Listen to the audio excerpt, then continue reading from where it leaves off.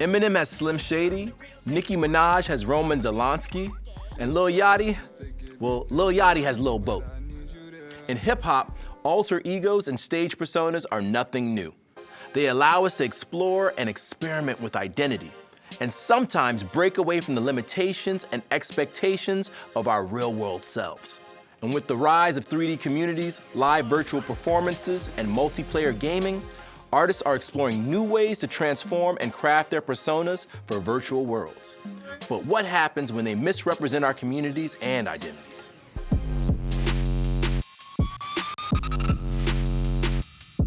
Whether it's in the images in our Twitter handle, the character we create in video games, or even the emojis we use to represent ourselves in text messages, these avatars, our digital alter egos, are part of how we interact and express ourselves. They can take on many different forms, each with different levels of creativity and customization. Within hip-hop, there's always been some history of everybody kind of having an alter ego, dressing up to play a character, using graffiti culture, DJ, MC culture that might fit a certain song or a song concept. But probably one of the best hip-hop examples of a leap from alter ego to avatar is that of MF Doom. Doom wore a metal mask inspired by Dr. Doom, the comic book supervillain. MF Doom's mask concealed his identity and pushed fans to privilege the art, the character, and the storytelling. I think it allowed him to have some commentary on the use of image in hip-hop and kind of commenting on the farce that is those characters. So it's super meta in that way, because he's like a character dissing rappers for being characters. Musicians Damon Albarn and Jamie Hewlett took this idea one step further. They created Gorillaz, a virtual band composed of 4 animated characters. These avatars provided the band greater freedom to create a unique multimedia world for fans through emerging technologies. Today, the idea of using avatars is becoming more commonplace, especially in pop music and entertainment. But as audiences become accustomed to the artist as the avatar and the avatar as the artist, what happens when corporations remove the artist and their communities from the equation? What happens when the avatar reinforces the cultural biases and misperceptions of our societies, all for the sake of profit? In 2022, Capitol Records agreed to a distribution deal with FN Meka, a virtual rapper. Factory New, a record label and tech company, created the character and hyped it up by maintaining that everything about Meka was AI generated except his voice. It really woke up the entire hip-hop community. AI, new AI rapper, AI rapper, AI rapper. It triggered everybody, you know? I think at a time where people of color, especially in the hip-hop community, are not doing the best financially post-COVID, the last thing we wanted to hear was an AI-generated avatar owned by a corporation that is about to explode across the scene. And again, we're a tight-knit community, so it's like, who gave you permission? Who'd you talk to? Who'd you run this by? In the aftermath of the Capitol Records deal, Industry Blackout, a collective of music executives committed to social change in the entertainment business, condemned the avatar.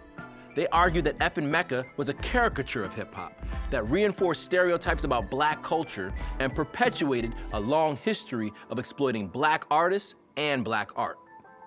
It almost seems like too convenient of an opportunity to have a Black artist without having to deal with a Black artist and any sensitivities there. But artists in general have to interact with culture, especially after there just being so much more awareness of everything from exploitation of Black artists in the music business to caricatures to stereotypes. All of these conversations were pretty recently on everyone's radar. FN Meka is not the first and certainly won't be the last example of cultural appropriation and perpetuating racial stereotypes for profit. Whatever the gendered version of digital blackface might be, potentially exploiting women, which is also a group that the music industry has traditionally had major issues controlling the livelihood of female artists. Makes you wonder if some of the intent behind having A female avatar artist would be, okay, we get the female without having to deal with the sensitivities of working with a woman.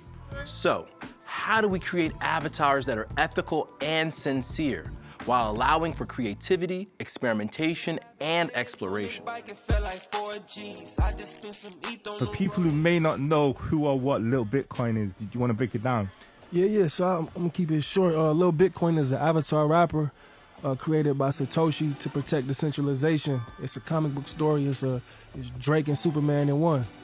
Like, let's say Lil Bitcoin gets signed to a record label. It's not just me as the voice behind it. It's me, it's Lexi, it's Claudia, it's Deontay, it's Television. So the idea that we had was to decentralize an influencer, or in this case, an entertainer, so that all of the different hands that had to do with creating Little Bitcoin could enjoy the fruits of the labor. I think it's a really cool way for artists who may not necessarily want to be the focal point of the attention, or they may have a team and they don't have a way to support the entire team or to bring the entire team with them. One of the biggest challenges that we face of marketing an avatar is creating a personality behind the character, because a lot of people do see just a character and they're not sure, okay, is this a person? But avatars are run by normal people. Avatars allow artists to explore new identities and genres outside of the industry's expectations. We were headed towards a very interesting place with hip hop where it was starting to feel stagnated. And this really kind of opens up Pandora's box for a whole lot more. You know, it's really, we can create whatever we want to create. We can tie it to blockchain technology. We can tie it to NFTs, to membership, to utility. And that really provides for a whole new world of experiences. And then bring that to the metaverse, you know. Now, for me, all I want is to make sure that the creatives really get paid. Yeah, one of my main inspirations for this project is there's often disparities when it comes to tech and urban communities. I think hip hop is a very powerful vehicle in order to onboard minority communities into Web3. We got a huge responsibility to bring that forward and really represent the culture that we coming from, and do it the right way, because we the ones that's doing it. I would definitely consider signing an avatar artist if I really had a true understanding and good feeling about the intent. So to me, I think there's a huge amount of opportunity there. And some of the advantages, again, would be you don't have to deal with the emotional and mental health and physical health of an artist who needs to tour constantly. But I think as long as it's connected to someone's true sense of expression, I'd be super interested in that. Between the excitement of AI mixed with, you know, the graphic technology of creating avatars. For me, what's most important is, you know, the morals and ethics surrounding it, and that there are kind of clear structures around how we create these things and who manages those things. When we remove the artists and their communities from the equation, avatars can reinforce the cultural biases and misperceptions of our societies. The efforts to incorporate hip-hop more and more into the tech space must stay rooted in the community's cultures and values that shape the art form. Thanks for watching. What does your avatar look like? Does it have to look like you? Let us know in the comments. Check this out. Whoa.